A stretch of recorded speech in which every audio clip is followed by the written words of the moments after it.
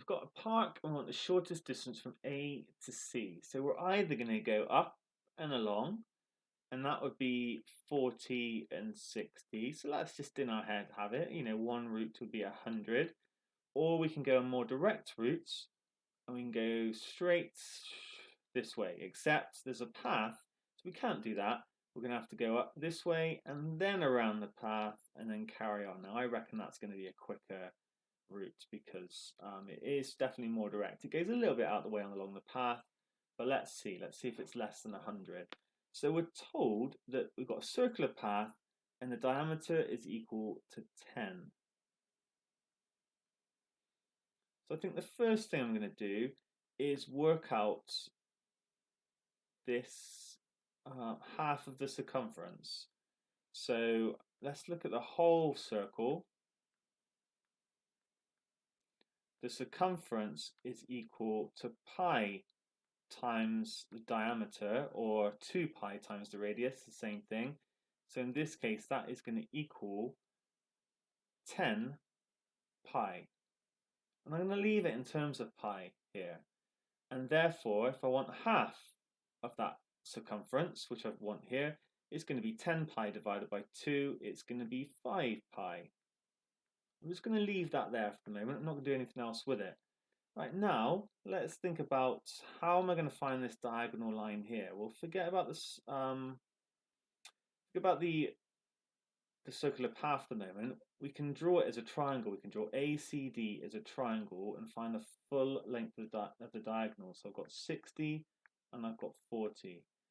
This is a right angle triangle because it's told us it's a rectangle. It didn't put an angle in there saying it's 90 degrees, but it is implying it by saying it's a rectangle, and therefore I can use Pythagoras' theorem.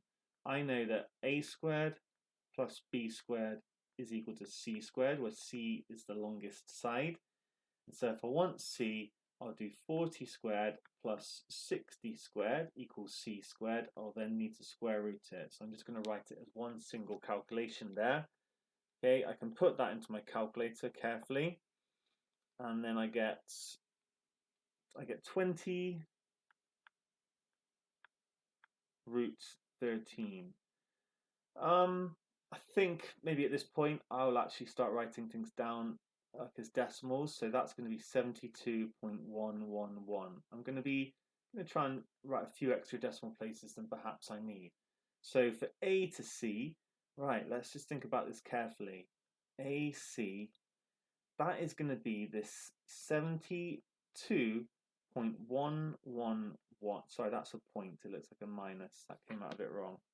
I'm going to do it again.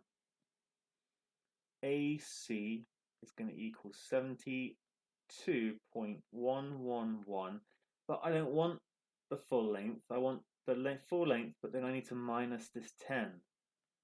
Okay, so when I minus the 10, I've now got this, and I've got this. I've minused the 10 from the 72.111.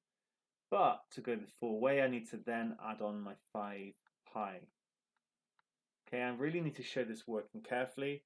So I can do this on my calculator, minus 10 plus 5 pi.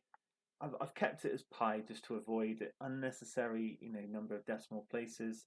And that's going to equal 77.818.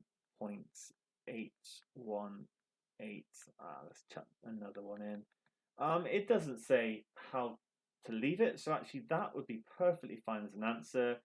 I normally think let's round it. We've only got these to 2 significant figures, so let's write it as 77.8. I've rounded it to 1 decimal place or 3 significant figures, however you want to see it. This is definitely shorter than 100, and that is going to be our answer, the shortest length from A to C.